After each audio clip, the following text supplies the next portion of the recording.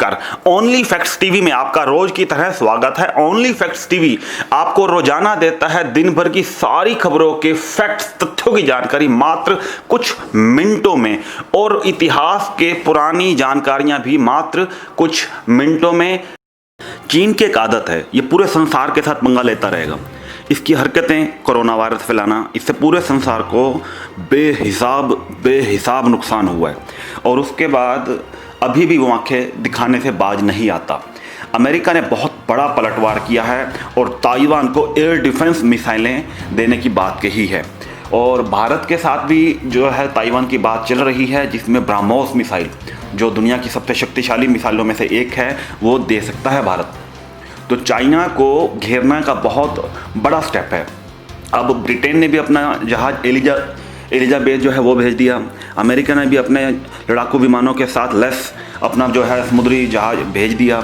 भारत ने भी तैनाती कर दी है, जापान ने भी तैनाती कर दी है, और ये बहुत ज़रूरी भी था, क्योंकि जिस तरीके से चाइना विस्तारवादी नीति को आगे बढ़ा रहा है और अन्य देशों पर कब्जा करता जा रहा है, उनको लोन दे के उनके जो है उनकी जगह काफ़ी घेर लेता है फिर वो, तो ये भारत के लिए तो बहुत अच्छी बात है। क्योंकि भारत अगर चाइना का या चाइना भारत का युद्ध होता भी है किसी भी स्थिति में, तो भारत को एक ऐसी जगह चाहिए थी जहाँ से वो एक और भी हमला कर सके। तो ताइवान एक बहुत अच्छी जगह है, क्योंकि ताइवान जो है चाइना के बिल्कुल एक नज़दीक एरिया है, और उनमें विवाद भी चल रहा है, क्योंकि चाइना कहता है कि ये ताइवान है ही हमारे देश का हिस्सा है। तो इसलिए भारत को इसमें बहुत ज़्यादा फ़ायदा है। और चीन के खिलाफ अगर अमेरिका आ जाता है, आया हुआ है, लेकिन आगे अगर ये बात बढ़ती है तो भारत को इसमें फ़ायदा ही होना है। और चीन को सबक सिखाने के लिए अमेरिकी राष्ट्रपति डोनाल्ड ट्रंप के आर्थिक सलाहकार का बयान आया है। उन्होंने कहा है कि भारत में अमेरिकी कंपनियां निवेश करेंगी।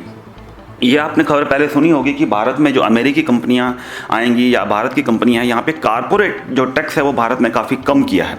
तो इससे जो है एक आकर्षक जो जगह बन गई है ये अमेरिकी कंपनियों के लिए, और चाइना से बहुत सारी कंपनियां जा रही हैं। जापान की भी कंपनियां चाइना से जा रही हैं, और अगर अमेरिकी कंपनियां भारत में निवेश करती हैं तो भारत के लिए बहुत अच्छा स्टेप होगा, और चाइना के लिए बहुत ये नुकसान की बात हो सकती है।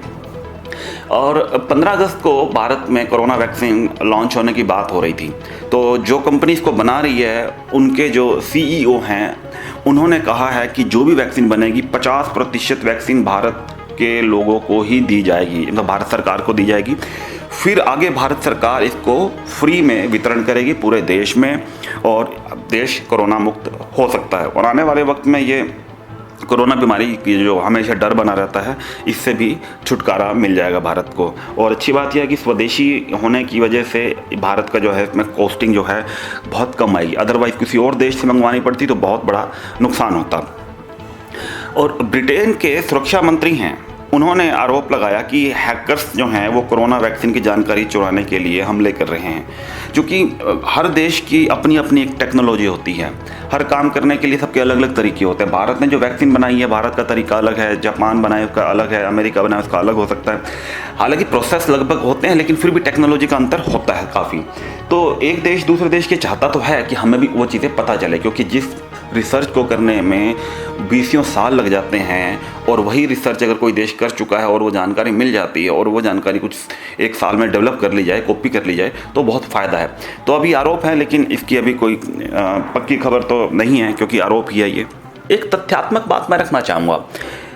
टीवी चैनल के कई चैनल में मैं देख रहा था, तो वो बार बार एक बात कह रहे थे कि जो चाबहार डील है भारत की ईरान के साथ, वो उस पर खतरा है, वो कैंसिल हो रही है, या कुछ इस तरह की आशंका बता रहे थे। तो इससे ऐसा लग रहा था कि भारत और ईरान के जो संपर्क हैं वो काफ़ी हद तक ख़राब होने वाले हैं। लेकिन मनगढ़ंत बातें भी ऐसा महसूस हो रहा है कि हो सकती हैं चैनल वालों की, बस कोई एजेंडा था या कोई पेड खबर है। जब ईरान खुद उनको सफाई देना ही पड़ गई है कि ऐसा कुछ है ही नहीं, कि हम भारत के बहुत करीबी दोस्त हैं और ऐसी कोई भी डील कैंसिल नहीं कर रहे, तो न्यूज़ चैनल बार बार उस बात पे जोर दे रहे हैं। तो ये बात भी सोचने का विषय है कि क्या पेड न्यूज़ भी हो सकती हैं ये। इसलिए मेरा निवेदन है कि जब भी आप न्यूज़ देखें ना, तो अपना भी एक तथ्यात्मक विश्लेषण जरूर करिए। हालांकि हम तो करते हैं खास बातें जो भी होती हैं दिन की, और एक लोन की बात आ रही थी, एक 50,000 का लोन, एक खबर आ रही थी कि एक चाय वाला चाह रहा था, जब वो लोन लेने के लिए गया तो उसको उसके नाम पे जो सिविल चेक करते हैं तो एक जो लगभग 51 करोड़ का कर्ज निकल गया। अब एक चाय वाला कह रहा है कि मेरे पे लगभग 51 करोड़ का कर्जा कैसे हो सकता है। हालांकि ये घटना ऐसी बहुत सारी घटना आती रहती हैं कि कई बार गलती से कोई लोन किसी के सिविल रिकॉर्ड में चढ़ा रहता है तो उसको बैंक में जाके दुरुस्त करवाना पड़ता है, एप्लीकेशन देनी पड़ती है। लेकिन फिर भी यहाँ पे बैंकिंग सिस्टम इतना स्ट्रॉन्ग है भारत का और सॉफ्टवेयर सिस्टम बहुत ज़बरदस्त है, लेकिन उसके बावजूद भी ऐसी ऐसी घटनाएँ आ जाती हैं तो इस पर ध्यान लगाना चाहिए। क्योंकि किसी व्यक्ति का लोन किसी और के नाम पे भी सिविल में चला जाए तो हो सकता है क्लैरिकल मिस्टेक हो, लेकिन ऐसी नहीं होना चाहिए, क्योंकि बैंकिंग सिस्टम पे अगर इस तरह की आएंगी तो ये तो विश्वास कमज़ोर करने वाली बात हो गई आम जनता का। और दूसरी बात, एक मैं सुन रहा था कि चीन जो है ये नेपाल के जो शीर्ष नेता हैं उनको उसने फंडिंग की है, और ऐसी भी खबरें आ रही थी कि उनकी काफ़ी पैसे इनको मदद की है। तो जिसकी वजह से हमने देखा कि नेपाल के वहाँ पे बॉर्डर पे भी एक आदमी जख्मी हो गया था, उसने गोली चला दी थी एक नेपाली सैनिक ने बॉर्डर पे। और उसके अलावा जो है नेपाल ऐसी ऐसी हरकतें कर रहा है कि जिसका ऐसा लगता है कि भारत और जो नेपाल के संबंध है वो ख़राब होते चले जाएंगे। मेरे को लगता है कि इसमें तो एक बड़े लेवल पे बैठक हो जानी चाहिए।